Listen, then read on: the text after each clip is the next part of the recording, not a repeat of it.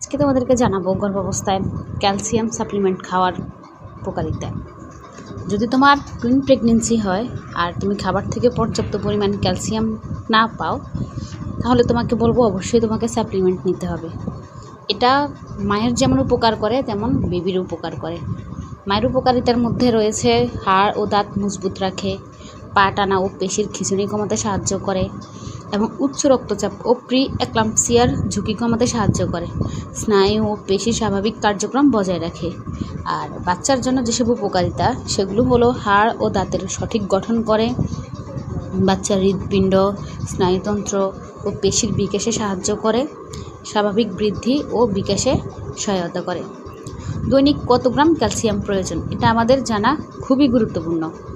গর্ভাবস্থায় সাধারণত প্রতিদিন 1000 থেকে 1200 mg ক্যালসিয়াম প্রয়োজন হয় খাবার প্লাস সাপ্লিমেন্ট নিয়ে। এবং তোমাদেরকে বলে রাখি, ক্যালসিয়াম ও আয়রন ট্যাবলেট একসাথে খাওয়া উচিত নয়।